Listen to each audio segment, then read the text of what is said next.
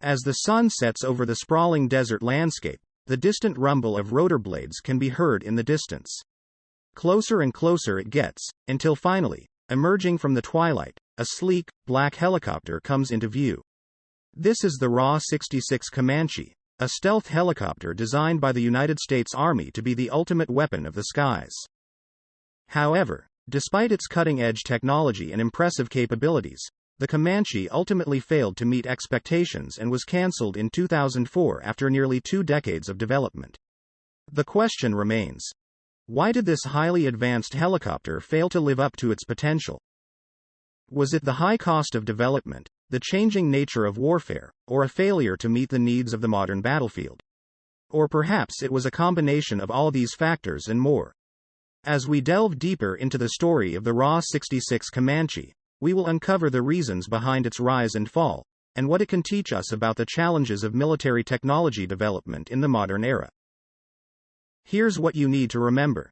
The RAH-66 Comanche stealth helicopter may have been a bit too forward-reaching for its time, but the lessons learned throughout its development and testing have clearly found new life in other advanced programs.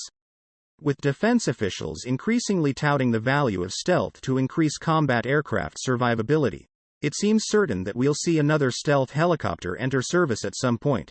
And when we do, it will almost certainly have benefited from the failures and successes of the Comanche. The U.S. has long led the world in stealth technologies, and for a time, it looked as though America's love for all things low observable would extend all the way into rotorcraft like the RAH-66 Comanche helicopter. Despite being only a decade away from ruin, the Soviet Union remained a palpable threat to the security and interests of the United States at the beginning of the 1980s. However, elements of America's defense apparatus were beginning to look a bit long in the tooth after decades of posturing, deterrence, and the occasional proxy war.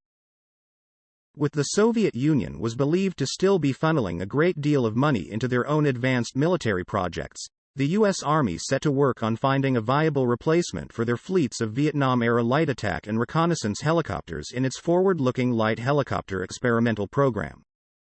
The program's intended aim was fairly simple despite the complexity of the effort: to field a single rotorcraft that could replace the A-1, A-1, O-6, and O-58 helicopters currently parked in Army hangars.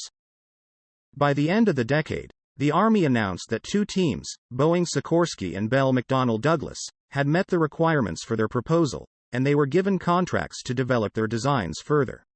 In 1991, Boeing Sikorsky won out over its competition and was awarded $2.8 billion to begin production on 6 prototype helicopters. The Boeing Sikorsky helicopter, dubbed the RAH-66 Comanche, was intended to serve as a reconnaissance and light attack platform.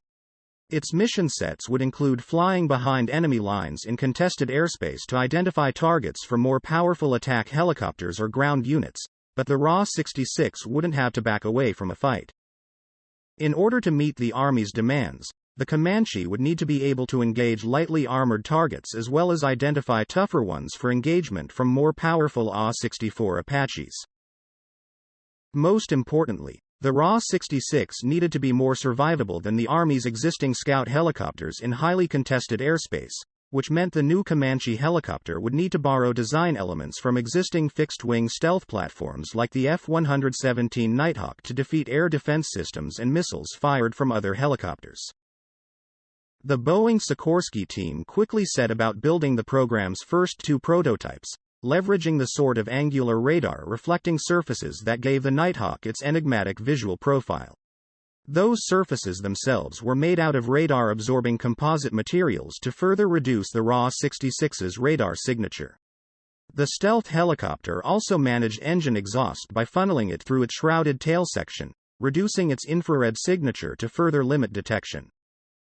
Its specially designed rotor blades were canted downward to reduce the amount of noise the helicopter made in flight.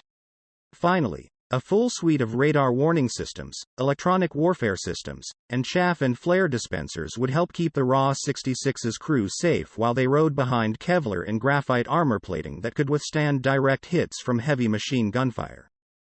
The result of all this technology was a stealth helicopter said to have a radar cross-section that was 250 times smaller than the O-58 Kiowa helicopter it would replace, along with an infrared signature reduced by a whopping 75%. It wasn't just tough to spot on radar or hit with heat-seeking missiles either. The Comanche helicopter was also said to produce just half the noise of a traditional helicopter. While the rotorcraft could still be heard as it approached, that reduced signature would mean enemy combatants would have less time to prepare before the Comanche closed in on them. The RAH-66 was about more than stealth. With the Comanche's stealth technology spoken for, next came the armament. The stealth helicopter was expected to engage both ground and air targets in a combat zone, and its munitions reflected that goal. Like the stealth fighters to come, the Comanche limited its radar cross-section by carrying its weapons internally, including a retractable 20mm XM301 Gatling cannon and space inside the weapons bays for 6 Hellfire missiles. If air superiority had been established and stealth was no longer a pressing concern, additional external pylons could carry 8 more Hellfires. However, if the Comanche was sent out to hunt for other attack and reconnaissance helicopters behind enemy lines, it could wreak havoc with 12 AIM-92 Stinger air-to-air missiles. Again, with air superiority established, an additional 16 Stinger missiles could be mounted on external pylons. The pilot and weapons officer onboard would have utilized a combination of cockpit displays and helmet-mounted systems similar to the more advanced heads-up and augmented reality displays found in today's advanced stealth aircraft like the F-35 Joint Strike Fighter. It was equipped with a long-range forward-looking infrared sensor to help spot targets, as well as an optional longbow radar that could be mounted above the rotors to allow the pilot to peek just the radar over hills or buildings, giving the crew important situational awareness of the battlefield ahead while limiting exposure of the rotorcraft itself. Once the Comanche spotted a target, a laser could be used to lock on for its onboard weapons systems. The RAH-66 Comanche's air-to-air credibility was further bolstered by the platform's speed and agility. With a top speed just shy of 200 miles per hour and enough acrobatic prowess to nearly pull off loop-de-loops, the Comanche was fast, agile, and powerful. But by the time the first 2 Comanche prototypes were flying, it was also widely seen as unnecessary. While originally slated for a production run of 1,213 RAH-66 Comanche helicopters, the U.S. Army only ever took possession of the original 2 prototypes, but that doesn't mean the program was a complete loss. In fact, among Defense Department insiders, the RAH-66 Comanche program is still seen in a fairly positive light. The difference in perception of the Comanche's success or lack thereof could potentially be attributed to elements of other classified programs the American public isn't privy to.